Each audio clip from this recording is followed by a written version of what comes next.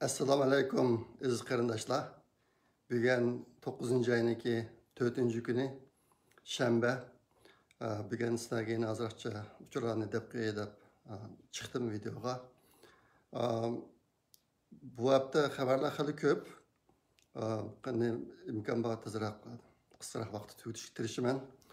Birinchi cho'ng xabar Dunyo Uyg'ur qurultayiniki to'xtamay tirishchilik ko'rsatishi bilan Xitoy ustidan Xitoyniki Uyg'urlarga qaratgan siyosatini irqiy qirg'inchilik deb irqiy qirg'inchilik jinoyati degan hukmni chiqarish uchun hozir Dunyo Uyg'ur qurultayi Angliyadagi bir ommaviy sud bilan birlashib ish boshladi. Bu sudga raislik qilgan kishiniki ismi Geoffrey Nice degan kishi. Bu kishi ayni vaqtda Yugoslaviyaniki Kosovoliklar ustidan qirg'inchilik qilib qolgan vaqtida uniki Yugoslaviyaniki boshlig'i Slobodan Milosevicni sudga tortgan. Hamda bu 3-oyda Xitoyning ustidan Xitoy hukumati shu Xitoydagi insonlarniki ishga azosini setish savdosida shug'ullanish ishi bilan jinoyatkor degan hukmni chiqargan yana bir ommaviy sudga rais qilgan kishi shu bu kishi. Nihoyatda kuchli xalqaro sudchi bo'lib hisoblanadi. Bu ishni shu odam boshladi. Esinglarda bo'lsa kerak, men bu yilning boshlarida sizlarga degan bu sohada ishlar olib borilyotidi deb. Shu yo'ldagi Dunyo Uyg'ur qurultayining ko'rsatgan tirishchiligini bir natijasi. Bundan keyin bu jihatda yana ko'p ishlarni anglaysizlar. Hozir Angliyadagi Rahima singlimiz Twitterda maxsus uchun bir hisob oldi. Ondan keyin shu oldingi bir kun ichida mush ishni xalqarodagi cho'ng medialarniki hammasi xabar qildi. Shu xabarlarniki uchurlari shu Twitterda bor. Qiziqadigan qarindoshlar shu yerda ko'rib olsanglar bo'ladi. Yana bir xabar. Esinglarda bor, Xitoyniki tashqi ishlar ministri Wang Yi yaqinda Yevropadagi 5 davlatga ziyoratga borgan. Shu ziyorat jarayonidagi uniki to'xtalgan bir bekiti Germaniya edi. Germaniyaniki tashqi ishlar ministri bilan ko'rishgan vaqtida ko'rishgandan keyingi muxbirlar yig'inida tashqi ishlar ministri Uyg'urlarning masalasini tilga oldi. Tilga olib Xitoydan Birlashgan Davlatlar Tashkilotining bir mustaqil tekshirish umiga Sharq Turkistonga berib, Sharq Turkistondagi jazo lagerlarini bevosita ko'rishga ruxsat qilish kerak degan talabni o'tirib qo'ydi bu kishi. Bu bir yangilik. Odatda Germaniya Yevropa davlatlari ichidagi Xitoy bilan eng yaqin davlat. Hozirmi Germaniyada bu xil kayfiyat intayin og'ir. Germaniya davlat rahbarlarining ishida. Lekin tashqi ishlar ministri bu ishni muxbirlar yig'inida o'tirib qo'yib, Xitoyning rahbari Wang Yi'niki yuzini tushadi. Bir ajoyib ish bo'ldi bu. Shunga buni tilga olgim keldi. Bunda ancha aslashib bo'lmaydi burun. Andan keyin 3-chi cho'ng xabar Amerika tashqi ishlar ministrligining tor betida maxsus Uyg'urlar masalasi haqida bir sahifa ochildi. Bir necha kun oldida. Nihoyatda bir ta'sirli ish endi. Kirib olsanglar bo'ladi. Uningki bosh maqolasiga Şinjan'da neymiş bu adı da temi qo'yiliq bir maqolasi var. Undan boshqa bu sahifaga Xitoy Kompartiya hokimiyatining Şinjan'dagi kishilik huquq tafsirligi degan temi qo'yilgan. Endi bu Amerikaniki hukumat organi bizniki vatanning ismini Şinjan deb ataydi hozirmi. Shuncha mashta bo'lib qolgan endi. Undan boshqa ichida Şinjan'da neymişler bu atıda mecburi emgek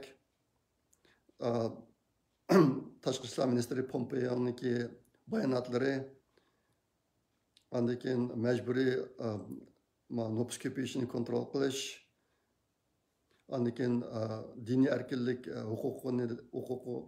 huquqini tafsirni qilish degandek sahifalar var bu turbetiniki.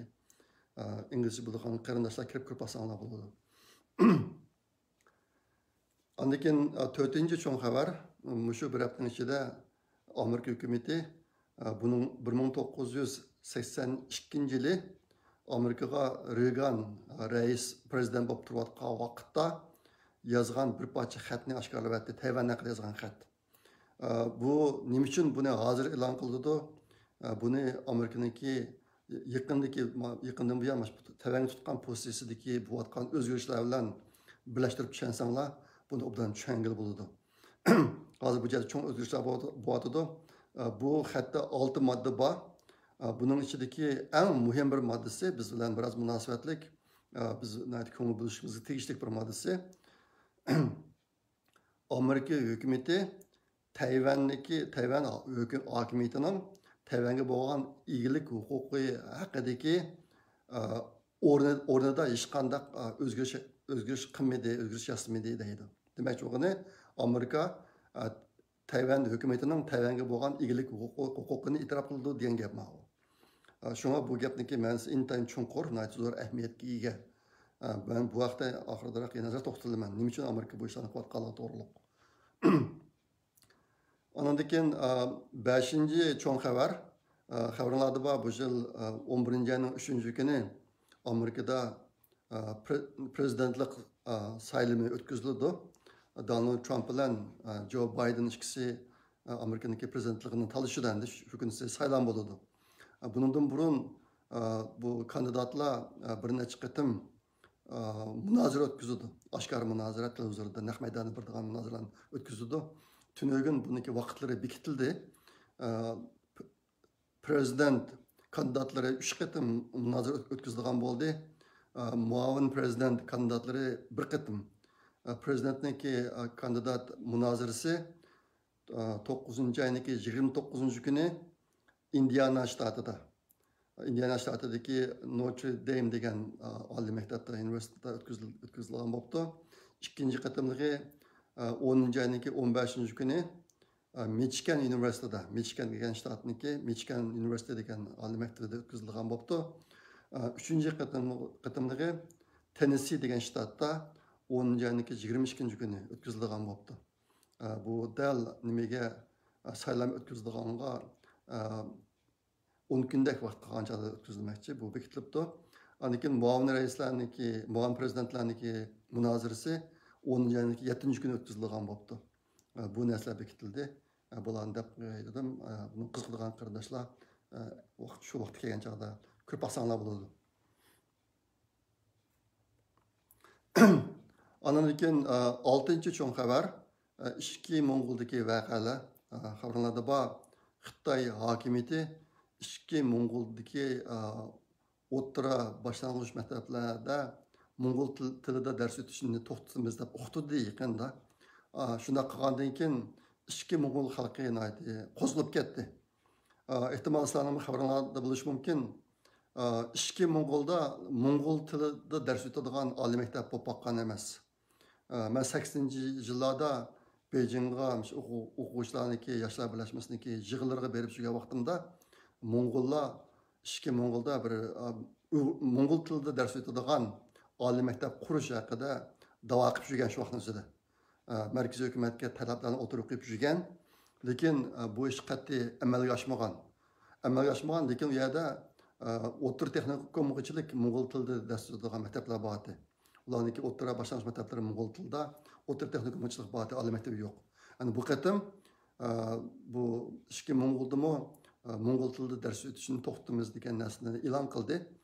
Shuning bilan ishki Mo'ng'ul xalqi qo'zg'alib ketdi. Bular Xitoy hukumati tunugundan boshlab ishki Mo'ng'uldami cho'ng darajada odam tutish ishlarini olib boryapti. Buniki biroz arx ko'rinishi bor.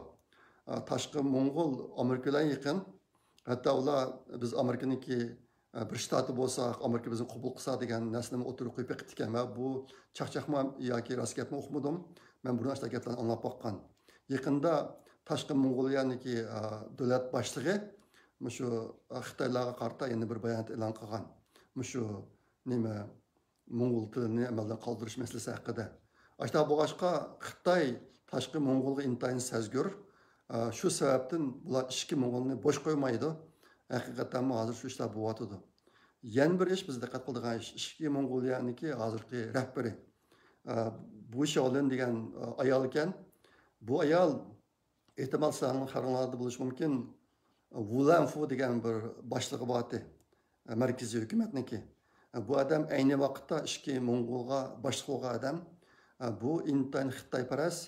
Mana shu ishki Mong'oliyaniki xitoylashish jihatda intayin cho'ng to'p qo'shgan bu odam. Andan keyin ishki Mong'oliyadagi mustaqillik kuchlarini yo'q qilish jihatlarida to'pisi intayin zo'r. Ashta bo'lg'achqa Xitoy hukumati bu odamni markazga olib nihoyatda muhim o'rin qo'ygan.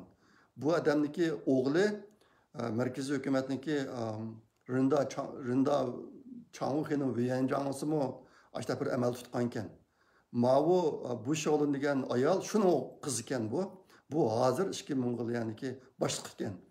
Raisimi yoki partiya kompartiyaniki sekretarimi buni bilmadim. Uni tekshirishga vaqt yetmay qoldi. Ishqi rahbar ekan. Bularniki boshqa arx ko'rinishi bor. Bu Wulanfu degan kishi o'zida Mong'olchani ancha yaxshi bilmaydi deydi. Ishqilib bu bir Mong'ollarniki xoin ekan. Xitoy bilan yiqilishib, Xitoy uchun nurg'un to'plarni qo'shgan odam ekan. Hozir endi shu Mong'ol tiliniki yo'qitilishida nihoyatda xalqlik rol o'ynayotgan kishi Wulanfuniki nevrasi bu Shaolin degan ayol. Bu nihoyatda muhim rol o'ynayapti hozir. 7. cho'ng xabar Gollandiyadagi partiyalar Uyg'ur yoshlari tashkiloti bilan Don't Look Away degan temada hozir bir xil kampaniya boshlabdi. Don't Look Away degan gap Sharq Turkistonda bo'layotgan irqiy qiyinchilikqa ko'z yumma degan ma'noda endi. Mana shu holatni epirib o'tibdi. Bu ishni tashkillik dag'dug'lik epirib o'tibdi yaqinda bu narsalarga deb qo'ygim keldi. Hozir dunyoniki o'xshamagan yerlarda mushlar ishlar ko'p. Shu Xitoyniki Uyg'urlarga qaratgan irqiy qiyinchilik siyosatiga qarshi har xil ishlar epirilyotdi. Men bularniki hammasiga to'q agishib mangamadim. Xabarlarda bor meniki butun kun xizmatim bor. Akşamisi yine to'xtamay ingliz tilida tashviqot qilish uchun yana bir xizmatdagi ish qilaman men. Ashta boshqa buni yetish bilamadim men. Yeni dunyo nima ishlar bo'lyotdi. Agar meniki shu haftalik videorimda tilg'ib qo'yishni xohlasanglar, u bu yerda bo'layotgan ishlardan meni xabarlantirib qo'yinglar. Men bir qisqacha uchur aytib qo'ysam bo'ladi men. Tilg'ib qo'y. Buniki foydasi ko'p. Chet eldagi Uyg'urlar bu xalqaro dunyoda nima ishlar bo'lyotdi? Uyg'ur davosinin içinde. Bunu da xabar deb qolgan yaxshi. Şuna meni xabarlantirib qo'ysanglar, men mush videoda tilg'ab qo'yaman. Anakin 8. xabar singlimiz Qalbinur Sidiq davomli turda muxbirlar bilan ko'rishish ishlarini olib boryapti. Tunögün 3 cho'ng media bilan ko'rishdi. Ba'zilari maqola olib chiqadiganlari, ba'zilari video olib chiqadigan mushtaqa o'rinlar bilan ko'rishib boshqa qildi. Nihoyatda ko'p tirishchilik ko'rsatyapti. Tunögün yapılan kuruşuşniki neticesinden birisi bilgen çıktı. Mesela bilgen Guardian degen medyada maxsus Uyghur meselesi doğruluk bir makaleler kıldı. Şu Qalbinur Singlimizniki depbegerlerini arxivini çıkan asas kalan asasda bir makale çıktı. Ben bu devamlık Twitter'daki nimelerni, taşqatni devamlık yapıyorum. Her gün sizegidek bulup mu yeni haberler İngilizce devamlık çıkıptı son. Vatandan kelgan uchurlarni asos qilgan asosda buni qilib kelyapman. Meni izlaydigan muxbir va chet eldagi faoliyatchilarniki kishilarniki ayg'uzlimidi. Har hafta degidek yangidan odam meni izlayapti. Yana necha qatimliq videolik, ovozliq suhbatlar o'rlashtirildi, hozir planlandi. Kelar haftami birisi bor ekan, uni ko'rsizlar.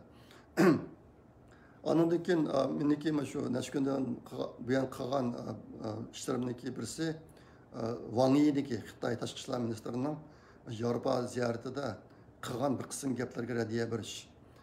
Uning birisi Wang Yi lagerdagi Uyg'urlarning hammasi xizmat deb qoldi degan gapni dedi.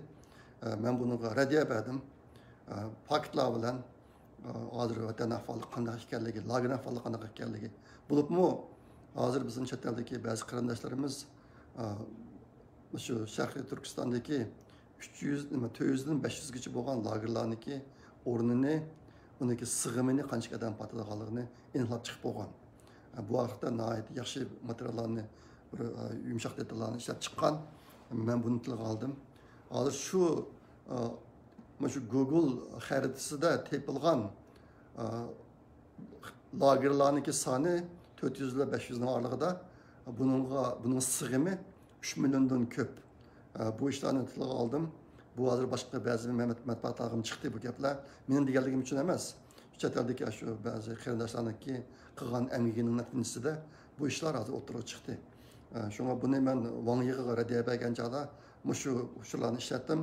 Ondan keyin Wang Yiga shu oldingi 40 yilda Uyg'urlarning nüfusi 5 milliondan 11 millionga ko'paydi.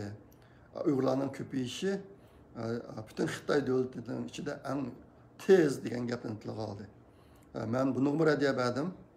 Bo'libmi hozir Xitoylarniki bu gapiga ishonmay, agar Sharqiy Turkistondan xalqarodan Sharqiy Turkistonga bir tashish umidini avatib, Uyg'urlarniki nüfusini tekshiradigan bo'lsa, hozir yaqinqi 3 yilning mobaynida 2017-yildan keyin 1 milliondan ortiq Uyg'urlarniki o'lib ketganligini bayqaydi. Hamda hozir lagerga sulangan, lager turma, aniki majburiy emgak qilish zavodlarga sulangan Uyg'urlarning soni 6 milliondan 9 milliongacha degan gaplarni yozdim men. Bu ishlarga diqqat qilib qo'ysanglar bo'ladi. Bo'lsa bu jihatda chet eldagi Uyg'urlarning hammamiz, palachilarning hammamiz bir xil tilda gapirganimiz yaxshi. Bu jihatda hozir vatandan yaqinda 2 manbadan kelgan uchurlar bor bizda. İşençilik. Hozir sulangan Uyg'urlarning soni 6 milliondan 9 milliongacha bu ağırlıqda. Bu jihatda chuqur bizda son birligi bo'lishi kerak. Biz izchil turda ta'kidlab kelyapman. Biz chet el muxbirlarining nima deyishiga, chet el hukumatlarining nima deyishiga qarab o'tirsak bo'lmaydi. Ular nihoyat ehtiyotchan, ular uchun Uyg'ur manfaatiga qaraganda boshqa narsalar muhimroq. Ashtaq bo'lganligi uchun chet eldagi Uyg'urlar biz chuqur haqiqiy ahvol nima bo'lsa shuni deyishimiz kerak. Hozir vatan ahvoli pek nachar. Xitoyniki niyati intayin vahshiy. Hozir bu vatqa ishlar amaliy ahvol mush sonlarni isbotlab turyapti hozir. Bu qatim shu Yevropaga qilgan Yevropadagi 5 davlat qilgan sayohat jarayonida hamma davlatlar Wang Yidan va Xitoy hokimiyatidan intayin qattiq saskindi bu qatim. Bu jihatda ehtimol xabarlarni boshqa yerdan olgan bo'lishlari mumkin. Ondan keyin mening deb qo'ygan bor yana bir ish, o'tgan haftadagi videoda degandim, Avstraliyadagi bir mediachi CJ Berleman degan bir apandim yaqinda manbagan uchurlarga asosan bir maqola e'lon qilgan. Bo'libmi hozir Xitoyniki Uyg'ur sog'an va bundan keyin samoqchi bo'lgan ziyni Holocaustni besib tushishi mumkin degan mushtaq mazmunda bir maqola chiqqan. Bu maqolani hozir meni davomli kishilar nihoyat yoqtiryapti. Masalan, shu Verleman apandiniki Twitter'da chiqqan uchurini hozir taqatqa odamlarniki, mush maqola haqidagi uchurini taqatqa odamlarning soni 27700 ni ishib ketdi. 27700 bir maqolani taqatqa odamlar. Bu degan nihoyat cho'ng son. Men bugun qarab baxtim. Bu endi davomli tarqalyapti. Ondan keyin shu Verleman apandiniki shu uchurini boshqa biraylar Instagramga chiqarib ekan. Meniki Instagram hisobim yo'q. Shunga men odatda u yerdagi narsani ko'rmayman. Biraylar buni menga o'rgatibdi. Qizimiz Aydin Anvar o'rgatibdi. Shu Instagramga chiqqan uchurning o'zini like qilganlar, yoqtirganlarning soni 65 mingdan oshib ketibdi. Shunga bu nihoyat bir yaxshilik ish. Bizniki bir qism qarindoshlarimiz men chiqqan narsalardan ansirab turayotgan davomliq. Bu işte qissa balki Uyg'urlarning tashviqotiga ta'sir etamikin. Bu sonlar bizning to'liq isbotimiz bo'lmashqada. Lekin men izchil turda o'zim to'g'ri degan yo'lda ketaveryapman. Buni unumi yaxshi bo'lyapti. Masallarni shuni isbotlayapti. Nima Völemen Efendi 9. ayının 1. günü yana bir maqal chiqadi. Manbagan uchur, vatandan kelgan uchurga asosan. Nayt konkret sallar bor u maqolada. Maqolaning ismi Xitoy chuqum shu Uyg'ur jazo lagerlarini tekshiradigan bir xalqaroliq BDT'niki bir tekshirish umkiga shartsiz holda va darhol bir yo'l ish berish kerak degan temada. Shu maqola o'tirib chiqdi, e'lon qilindi 9 ayning 1. kuni. Buni qiziqadiganlar ko'rib baxsanglar bo'ladi. Bu vaqtda nimada uchur bor. Twitterda uchur bor mush maqola haqida. Bu maqolada ishlatilgan ma'lumotlarning hammasi vatandan kelgan. Ishonchlik manbadan kelgan ma'lumotlar bor.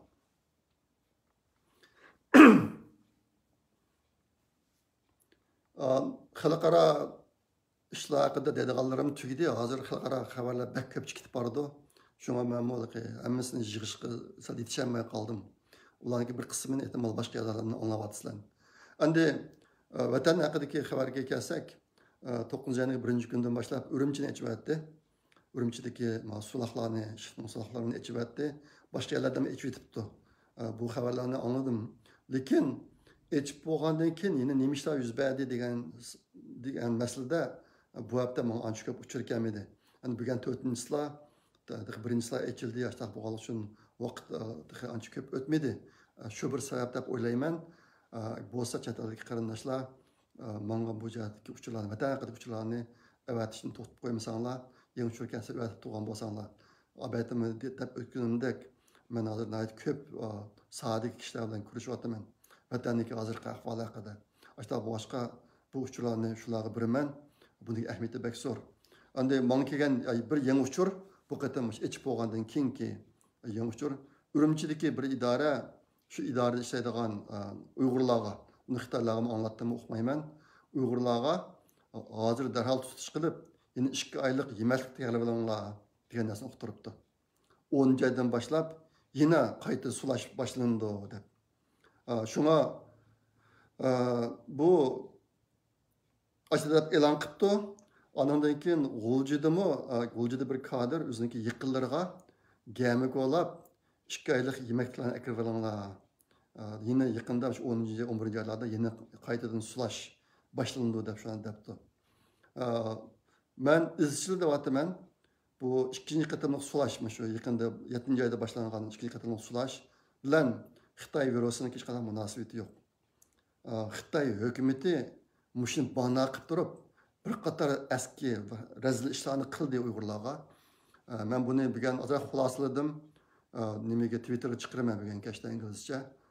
Bu nima desanglar, shu Xitoy virusi haqida Xitoylar yasayotgan vaksinani, vaksinaning 3-chi qatimliq sinig'ini Uyg'urlarga epadi. Uyg'urlar bilan epadi. Hazır bizimki bildiğin sanımız 20 mingdan ko'p Uyg'urlarga epadi buni. Oldi bilan o'qilib, keyin Xitoy virusi bilan yuqumlantirib Uyg'urlarni, andan keyin tekshirib, netimiz qanday bo'ldi degan bu 3-chi sinoq mushta narsalarni epadi. Shu jarayonda Sharqiy Turkistondagi butun Uyg'urlarga Junyi dorisi degan bir xil dorini ichirvatdi bular. Bir xil narsani ichirvatdi. O doğrumi emasmi zaten nima bilmaymiz. Meniki hozir qadar aniqlagan uchurim Xitoy jami Uyg'urlarga jami 7 xil dori ichirgan. Bu 7 xil dorilarning ichida faqat birisining ismi bor. Ismi bor Xitoyniki dorixonalarida sotilib kelgan dora. Bu qatam shuni majburlab ichiribdi bir qism nurg'ada yerlarga. Qolgan 6sinin ismi yo'q. Endi ism bor dora haqida tunogin Xitoy mediachilaridan birisi bu vaqtda to'xtalib bir qism uchurlarni berdi, Chempokon bir qism uchurlarni berdi. Men uni Twitterga chiqarib qo'ydim. Ismi bor doriniki. Dora haqida. Bu dorini ishlab chiqargan Xitoy markaziy hukumatniki boshlig'i bilan yaqin ekan. Boshqa 12 bir cho'ng shirkati yana 90 lik tarmoq shirkati bor ekan, ashtarini ishlab chiqaradigan. Bu qatam bu Chenchango'lar birlashib Uyg'urlarga bu dorini majburiy ish yurgizib, shu orqali dori savdosi qilibdi Sharq Turkistonda. Shu orqali Chenchango ko'p pul topdi deydi. Endi Xitoy rahbarlariniki mushta ishlarda naqadar qonxo'r, naqadar çirkleşkenligini biz bilimiz. Mayli Şengsay bolsun, Wanglachen bolsun, Şarkı Türkistan'da intayın bay bulup, ketadigan çağda nurgun baylıklarını eketken. Hazır Çençangom şunu batıdı. Hani bu yerde ismi doğrunu ki Uygurlarga mecburlanışı bilen şu doğru ishlab chiqargan shirkatdagi boshlig'i bilan Çençangom'niki o'tirishga munosabatlik deydi. Cho'ng roli bor, mushaqliq Çençangom deydi, ko'p pul topdi deydi. Undan başqa xarunada bor. Hozir shu 6 hafta sulab qo'yish jarayonida bizniki nurg'un xalqimizniki etizdagi ziroatlari vayron bo'lib ketdi. Bunun içinde yemiş bor, tavus qo'g'indek. Ondan keyin bog'larim vayron bo'lib ketdi. Anjur, bu yemişlerim hemimiz vayron bo'lib ketdi. Tavus qatorliq yemişlar. Endi hozir ularni quyib aytgandan keyin bularniki birisi o'zi yeydigan manba uzildi degan gap. İkincisi setib, kirim qilib jinni boqadigan iqtisodiy kirim manbasini uzilib ketdi degan gap. Bu mushqitim Xitoylarning qilgan suiqasdiniki yana birisi. Bu Janubda yoki Shimolda, Urumchidan boshqa yerlarda kasal tarqalganlik to'liq hech qanday xabar yo'q. Lekin butun kishilarni sulvatdi bular. Mening farzimcha bundan boshqa yana shumliqlar bor bu ishda. Biz bilmaymiz. Bütün kishilarning hammasini uyga sulvatib, Xitoy hukumati Sharq Turkistonda yine qandaq jinoiy ishlarni yapadi bunu bilmaymiz. Uçur kelmedi bu vaqtda. Lekin mening farzimcha chuqum qilgan boshqa shumliqlar bor buniki. Uniki birisi endi hozir Hindiston bilan Xitoy o'rtasidagi munosabatlar jiddiylashdi. Bular urush tayyorlab qo'yadi. Shunga ularning qilgan birisi askar o'tkazgandi. Shu jihat ishlarini maxfiy tutish uchun qildimi buni? Undan boshqa nima ishlar bor biz bilmaymiz. Lekin chuqum yana boshqa shumliqlar bor. Xitoyniki bu qatim qilgan shu butun Uyg'urlarni uyuslab o'tadigan ish haqida. Hozir endi 3-to'lqin yeni sulaymiz degan gaplar chiqishga boshladi. Yeni nima shumliqlar bilmaymiz. Mening farzimcha bularniki hammasi Uyg'urlarni ulushni tiziltiradigan tadbirlar deb o'ylayman men. İngilizce yazdım bunu. Xitoyniki cho'ng plani bor bu jihatda. Uyg'urlarniki 3dan 1 qismini hozirlab o'ldirish, qolgan 3dan 1 qismini sulaqda o'ldirish plani bor. Şu ma tedbirler aşağıdaki bir kısmı deb o'ylayman men. Uyg'urlarniki o'lib tugishini tiziltiradigan tadbirlar deb o'ylayman. Bu jihatda bundan yine yangi axborotlar o'tirib chiqishi mumkin. Sizlarda bildigan uchurlar bo'lsa, yo'llab beringlar. Endi men bu qatim tilga qo'yadigan yana bir ish bor. Har qatim shu Uyg'urlar to'g'riliq chet elda bir ish bo'lsa, xush bo'lamiz hammamiz. Masalan, bugun men xalqaro xabarlarniki birinchisiga Angliyadagi bir ommaviy sudning Xitoyniki ularga qaratgan siyosatini irqiy qirg'inchilik degan nom bilan Xitoy ustidan hukm chiqarish birinchi xabar qilib sizlarga deb berdim. Undan boshqa Xitoyni ayblaydigan, lekin Xitoyniki siyosatini irqiy qirg'inchilikda sun degan boshqa ishlarmi hali ko'p apreldi. Bularning hammasi so'zga kirildi. Xalqaroniki Xitoyga bo'lgan pozitsiyasini bildiradigan narsalar bu. Lekin bu Xitoyniki hozir ilib berayotgan siyosatini to'sib qo'yadigan, to'xtatadigan bir tadbir emas bo'ladi. Ata bo'g'ashqa men o'zimdagi yozgan inglizcha nasrda bu narsani ko'p ta'kidlayapman. Bo'libmi menga ba'zilar ayrim aloqa qilayotganlarmi bor. O'ziniki depressiya bir tashkilotning boshlig'i yoki muxbiri bu deganlar. Biz nima ish qilib beramiz ekan degan. Ularga mening deganim o'zinglarniki hukumatini qistab BDTga besim ishlatib shu orqali BDTni o'tirib tushirib Xitoyni to'sadigan bir ishni qo'lga kirishga tirishib basanglar degan narsani o'tirib qo'yapman men. Burungi xalqaro munosabat xalqaro qurilma bo'yicha bu BDT mushtariyat roli o'tishi kerakdi. Lekin Uyg'ur masalasida hozir qadar hech qanday tadbir qo'llanmadi. Bundan keyin qo'llanmamdi. Buning bilgili bo'lmaydi. Men o'tganda dedim, Xitoy bilan Rossiya BDTniki doimiy ishlar komitetining a'zolari bular Xitoyni ayblaydigan har qanday bir qaror loyihasi qolsa, bular rad qiladi. Boshqa o'tmak intayin qiyin. Aşta bir çoğun iş var hazır. Şuna bunu chet eldeki Uygurlar obdan bilish kerak. Biz asli için salışımız gerek. Birer gapni anlatılamken vay biz azatып ketganmiz deb o'ylab qolmanglar. Unda ish emas hozir ahvol. Bizning kunimiz intayin tez. Endi bu bir salbiy gap bo'ladi, lekin reallik shu. Biz reallikni shu birinchi tunib yashaganimiz yaxshi. Og'zimizga quruq imzak silinib qolmasin. Boshqa tarafidan quruq imzaklar silinib qolmasin. Buni bilib turib yashaganimiz yaxshi. Şuna bundan keyingi ishlar endi qaysi tarafdan mangadi dunyo nima BDT avashga kelib Xitoy ustidan qarayilib shu qarorni ijro qilinish ahvolini kuzatadigan va shu qarorni ijro qiladigan bir xalqaro atratni Sharq Turkistonga avatib u yerda kuzatish va tekshirish ishini yapamda yo'q. Bu bir cho'ng ish oldimizdagi. Men shu ashtaq bir ishniki vujud chiqishini pek umid qilaman. Aşta iş vücut çıkmıyorçilik. Bu chet eldekilarniki Xitoyning tutgan siyosiy zodi nima bu to'g'ri u bu parazlarni o'tirib chiqarish bilan bizning ishimiz hal bo'lmaydi. Shunga ashiyat ishlar obdarak aqsa degan arzum bor. Endi BDT'dan boshqa bizga yana bir cho'ng fursat beradigan yana bir ehtimollik bor. U bo'lsa-mu Xitoy Kompartiya hokimiyatining ag'dirilishi. Bununki ag'dirilishi bir qancha sabablardan yuz berishi mumkin. Uning birisi hozir Xitoy nihoyat og'ir iqtisodiy krizis qarab mangdi. Ashtaq bo'lg'achqa iqtisodiy o'ziniki hozir boshlagan ishlarini bir taraf qilib olmay iqtisodiy jihatdan bu Xitoy Kompartiya hokimiyatiniki ag'dirilishi olib berishi mumkin yoki ichki jihatda Xitoylarniki hozir yuqori darajada rahbarlar ichida nihoyat og'ir o'qitilish bo'lyotidi. Şu sebepten biraz siyasi özgürlüğü yasashdak işler bilen ölüp düşüşü mümkün Xitoy hükümeti. Ondan başka hozir Xitoy bilen Amerika o'rtasidagi urush qilish ehtimolliği nihoyat kuchayyapti.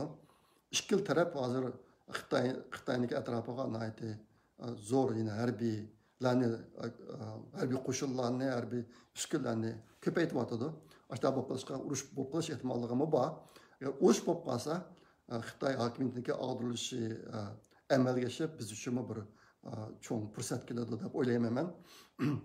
Endi bu yerda biz davomli esimizda saqlashga tegishli yana bir ish bor. U bo'lsa-mu, agar Xitoy Kompartiya hokimiyati ag'dirilsa, nima bo'ladi? Xitoy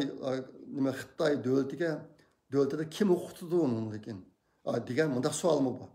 Bu to'g'riliqmi ko'nglimizda ozroq sam bo'lish kerak. Hozir Xitoy davlati ichida bir nihoyat kuchlik harbiy ichida johillar guruhi bor. Intayin millatparvar, intayin razil bir guruh bor Xitoy armiyasining ichida. Ularni hozir marab turyapti Xitoy hukumatidagi, Xitoy hokimiyatidagi huquqlarni. Ularni vaqti kelgan chog'da bu ishga sayrab tushadi. Ondan keyin ikkinchisi hozir Xitoy Kompartiyasida vazifa olayotgan bir qism kishilar Kompartiya ag'dirilsa yana o'q tutishi mumkin. Sovet ittifoqida shunaqa bo'lgan. Sovet ittifoqi o'rlagan vaqtida mushtash ish bo'ldi. Yana birisi Xitoydagi demokratik kuchlar o'tirib chiqishi mumkin. Men bu to'g'rimi burunmi degan, lekin mushtaqa bir kuch bor xalqarada. Amerikada butun dunyo bo'yicha demokratik Xitoylarniki bir yerga kelishi bilan qurilgan tashkilot partiyalar bor. Lekin bular qurilgan vaqtida nayda dag'dug'isini anladim men, videolarini ko'rdim. Undan keyin bular nima ish qilyapti, bu to'g'ri qilayotgan ishlar to'g'ri hech qanday uchur ko'rmayman men odatda.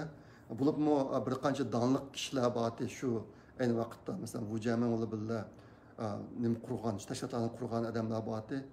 Ba'zilar yo'qolib ketdi bu ijtimoiy taraflardan. Burun ularni leksiya so'zlab bir ishlar qilayotgan. Zodi bular nima ish bo'lib ketib qololmaydi. Umumizlik qaragan chog'da chet eldagi Xitoy demokratik kuchlari birisi ojiz, ikkinchisi tarqoq. Bularniki darhol Xitoyga berib huquq ola olishiga meni tasdiq ko'zim yetmaydi. Lekin men yaqinda diqqat qilayotgan yana bir ahvol Amerikaning Tayvanga nihoyat alohida ko'z bilan qarashga boshlaganligi. O'tganda bir cho'ng amaldori Tayvanga berib keldi. Hozir mashinachi kuni oldida bular yana bir cho'ng amaldorni Tayvanga avatishni qaror qildi. Bu ishlar bo'lmoqchi. Endi meniki hozirgi medialarga chiqib boqmadi bu gap. Lekin o'zimniki farzicha agar Xitoy kompartiyasi og'dirilsa, Xitoy hokimiyatiga Tayvan hokimiyati chiqish ehtimolligi bor deb o'ylayman men. Birisi ular qila oladi buni. Buni isbotlagan, Tayvanni isbotlagan, Tayvan hozir demokratik tuzumni boshlab yashab kelayotganligi xili bo'ldi, necha 10 yil bo'ldi. Bular isbotlagan. Undan boshqa necha kun oldida Amerikadagi Reagan vaqtida Tayvan to'g'risida tuzgan prinsiplarni bu qatam qayta e'lon qilishi, uniki maxfiyatlik salohiyatini olib tashlab qayta e'lon qilish bilan bu ishlar biroz munosabatli deb o'ylayman. Agar Xitoy hokimiyati og'dirilib tushsa, u Xitoy hokimiyatini qo'lga oladigan eng yaxshi o'rin menimcha Tayvan bo'ladi deb o'ylayman. Bu bir ehtimollik. Bu jihatda hozir qandaqdir jazmlashtirgili bo'ladigan omillar yo'q bu yerda. Lekin yaqinqi bo'layotgan o'zgarishlarga qarab turib, men işte bir ehtimollikning borligini his qilyapman. Endi meniki deb qo'ydigan yana bir ishim bu Xitoylar bu qatim bizning bilishimizcha, egallashimizcha 20 mingdan ortiq Uyg'urni o'sha virus vaksinasi bilan sinab qildi. Bular az kundan keyin xalqaroga vaksina chiqarish mumkin. Bizniki vaksinalarimiz sinaqni o'tib bo'ldi deb xalqaro bozorni tanlash uchun. Ashta bo'g'ashqa ashunda bir ish boshlangan chaqda chet eldagi Uyg'urlarniki qildigan bir ishi Xitoy vaksinasiniki import qilinishiga qarshi harakat. Hammalar o'z davlatida shu ishlarni yapasi bo'ladi. Bu vaksinani bloody vaccine deb atash kerak. Bu vaksina Uyg'urlarning qani bilan bo'yalgan vaksina deb atash kerak buni. Ashta qilib, menimcha agar mumkin bo'lsa, chet eldagi qarindoshlar hozirdan boshlab mush sohadagi tashviqot varaqlarda tashviqot rasmlari degan narsalarni tayyorlashga boshlasalar bo'ladi. Biz buni qarshi tursak bo'ladi. Nimishqa deganda Xitoy ikkinchi qatim Sharqiy Turkistonni butunlay taqash orqali mush vaksinani sinab qildi pekchi qadamlarga. Bizning bildigan sonimiz 20 mingdan ko'p, lekin bular butun Sharqiy Turkistonni taqib etib turib ish yapmaganligi uchun amaliy son buni ko'p bo'lishi mumkin. Çünkü bu ishni esimizdan chiqarmaylik. Endi oxirida deb qo'ydigan chet elda bo'lgan bir xo'sh xabar. Turkiyada bosh shtat Turkiyada endi ona til Tormatvi deb bir maktab bor. Singlimiz Xandan boshlamchi bo'lib qilayotgan bir maktab. Mushu maktab yaqinda chet eldagi 25 tanlangan bolalar ichida bir nutq so'zlash musobaqasi o'tkazdi bular. Aslında bular bu ishni shu bolalarni bir yerga yig'ib turib, naq maydonda hamda bir-birisi kurashtirib turib, yig'ilib turib qilish plani bor ekandik, lekin bu virusning ishi bilan mayli Turkiyada bo'lsin, mayli boshqa yerlar bo'lsin, bir yerga jam bo'lish, bir yerga berish mumkin bo'lmag'achqa buni to'rda yapiribdi. Bular maxsus bir baholash gruppasi tashkillab bularni baholab boshqa qilibdi. Yaqinda bu musobaqaniki videosi o'tirg'i chiqdi. Bu bir xo'sh xabarlar deb qo'yim keldi. Endi hozirgi bir vaqtda bu ishlarniki Uyg'ur millati uchun qiymati pek zo'r.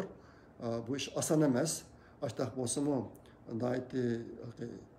nayti oz iqtisod bilan nurg'un tirikchilikni ko'rsatib, dunyodagi hamma qarindoshlar o'zaro hamkorlashib, mush bir ishni vujudga chiqaribdi. Men bu qarindoshlarni qizg'in tabriklayman. Shu ishni qilgan barliq qarindoshlarga rahmat aytaman. Bu mush qatnashgan prezidentlarimizga rahmat aytaman, ularni tabriklayman. Bu ishni bir tilab qo'yim keldi. Ondan keyin yaqinda men bilan yana bir qarindoshimiz aloqalashdi. Bu qarindoshimiz chet eldagi ba'zi siyosatlar bilan paralashibdi Uyg'ur masalasi to'g'riliq.